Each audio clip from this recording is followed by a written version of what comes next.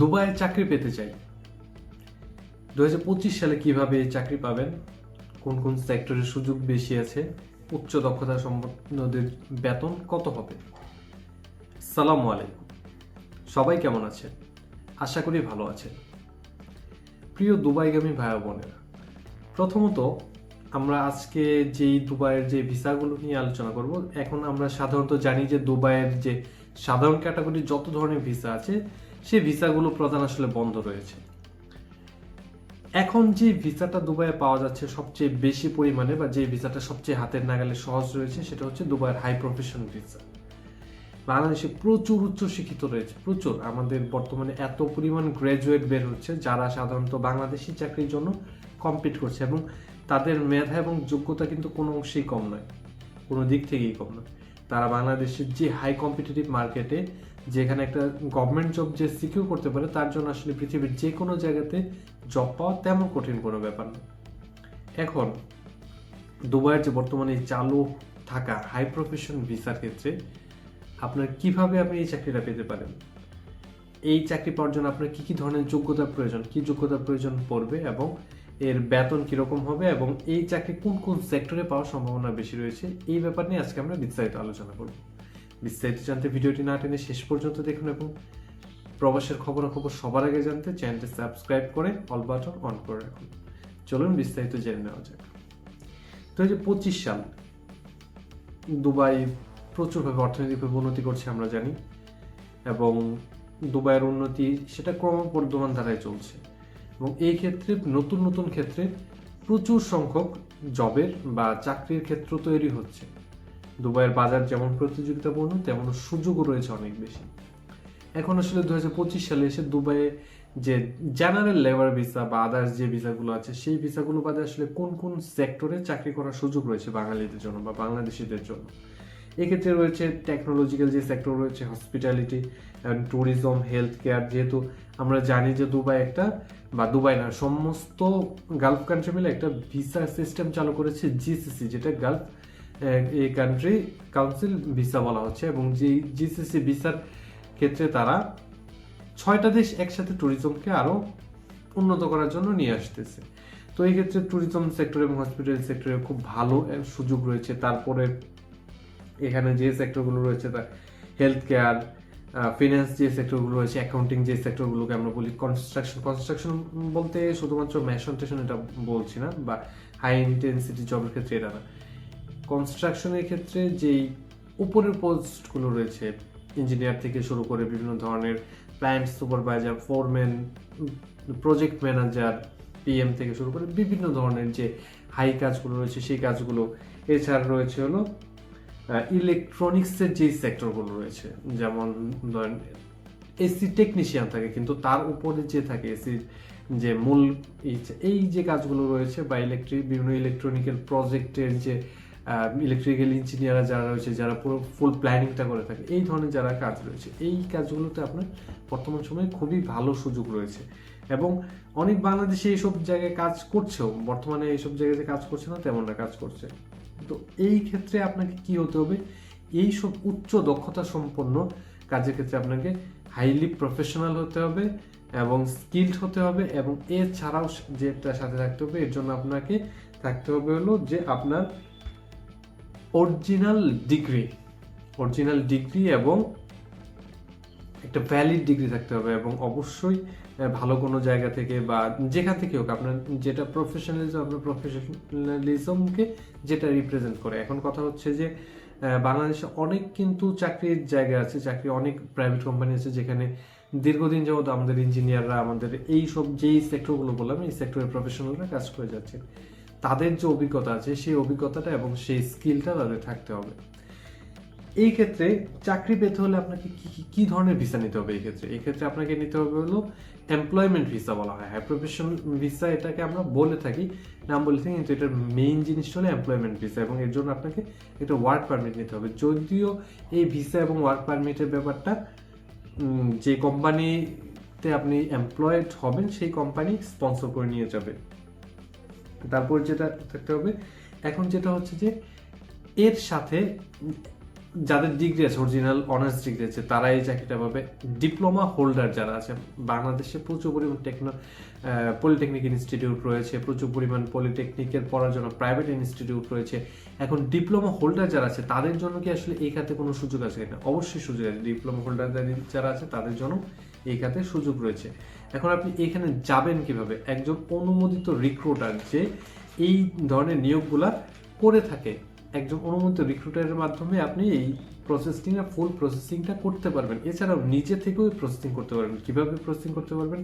বিভিন্ন ওয়েবসাইট রয়েছে, যে ওয়েবসাইটের মাধ্যমে আসলে দুবাই সরকার রিক্রুট করে থাকে। যেমন এর ভিতরে একটা হচ্ছে bayat.com, BAYT.com, bayat.com, তারপর রয়েছে naukriGulf.com, এছাড়া রয়েছে dubizel.jobs.com, তারপরে সবচেয়ে জনপ্রিয় যে মাধ্যমটা রয়েছে সেটা হচ্ছে লিঙ্কডইন। আপনি লিঙ্কডইনে আপনার একটা প্রোফাইল তৈরি করবেন। সেই প্রোফাইল অনুযায়ী আপনার যে যোগ্যতা, আপনার যে অভিজ্ঞতা, আপনার যে দক্ষতা, সেই দক্ষতা অনুযায়ী আপনার কাজ অনুযায়ী সেই প্রোফাইলগুলো সাজাবেন এবং সেই প্রোফাইল দিয়ে, লিঙ্কডইন দিয়ে আপনি দুবাইয়ের যে রিক্রুটার যারা রয়েছে, যারা বিভিন্ন ধরনের জব রিক্রুটমেন্ট করে, তাদের সাথে আপনার একটা কানেকশন তৈরি করবেন, নেটওয়ার্ক তৈরি করবেন এবং সেক্ষেত্রে আপনাকে তাদের কাছে উপস্থাপন করবেন যে আমি কেন আপনাদের এই জবগুলোর জন্য পারফেক্ট, উপস্থাপন করবেন।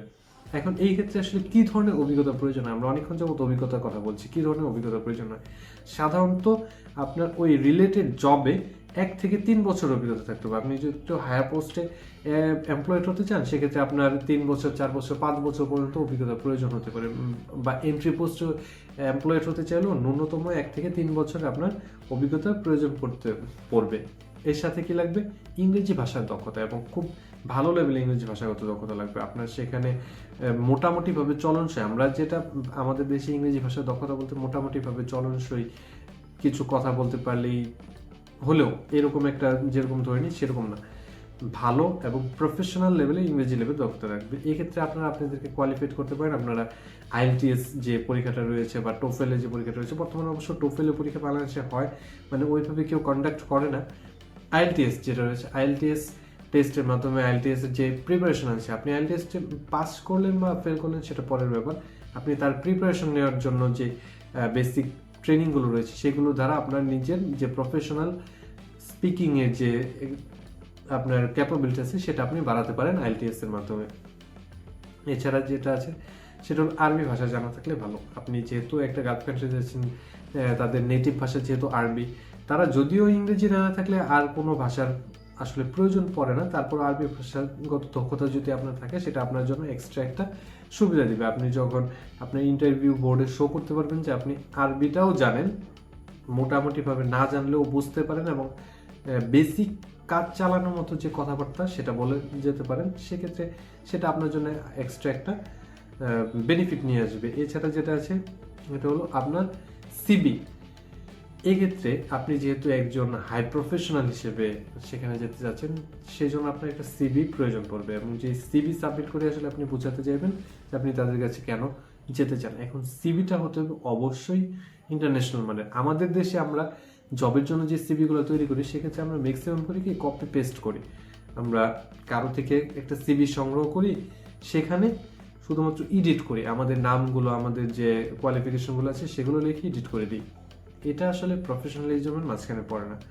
আপনি নেটে ঘাটাঘাটি করুন, ইউটিউবে ঘাটাঘাটি করুন, আপনি নিজে থেকে বা বিভিন্ন জায়গা থেকে, লিঙ্কডইন থেকে আপনি হায়ার যে সিবিগুলো আছে সেই সিবিগুলো কালেক্ট করে তার আইডিয়া নিয়ে আপনার নিজের মতো একটি সিবি তৈরি করুন, যেখানে অবশ্যই ফোকাস থাকবে আপনার স্কিল, আপনার অভিজ্ঞতা, আপনার যে কাজ করার যে দক্ষতা আছে সেই বিবরণগুলো উল্লেখ থাকবে, আপনার যে যোগ্যতাগুলো, আপনার যে কোয়ালিফিকেশনগুলো সেগুলো উল্লেখ, এগুলো তো সিভিতে উল্লেখ থাকবে। এছাড়া আপনার থাকবে হলে যে আপনি যেই পরিবেশে যাচ্ছেন সেই পরিবেশে আপনি মানিয়ে নিতে পারবেন কিনা, আপনাকে কেন হায়ার করা দরকার, আপনি আসলে কোম্পানিকে কি দিতে পারবেন, এই ধরনের। এবং আমাদের পরামর্শ থাকবে আপনি যতগুলো কোম্পানিতে সিভি সাবমিট করবেন, প্রত্যেকটার জন্য আলাদা আলাদা ইন্ডিভিজুয়াল সিভি তৈরি করুন, সেই কোম্পানিকে ফোকাস করে তাদের যে উদ্দেশ্য, তাদের যেই কাজের ধরন, সেই কাজের ধরন অনুযায়ী আপনার সিভিকে ইম্প্রোভাইজ করুন। কেন আপনি সেই কোম্পানির জন্য একজন অ্যাসেট, সেটা তাকে বোঝানোর চেষ্টা করুন।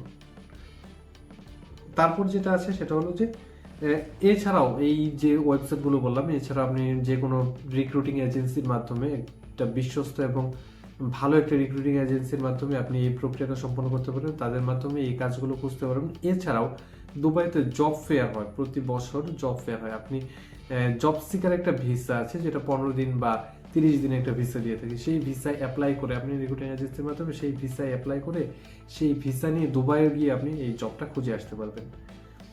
এছাড়াও যেটা আছে, এখন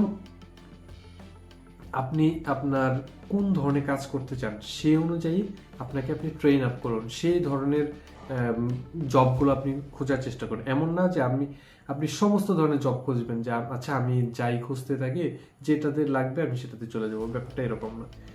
এখন কথা হচ্ছে, এই ধরনের কাজের ক্ষেত্রে বেতন কেমন হয়ে থাকে?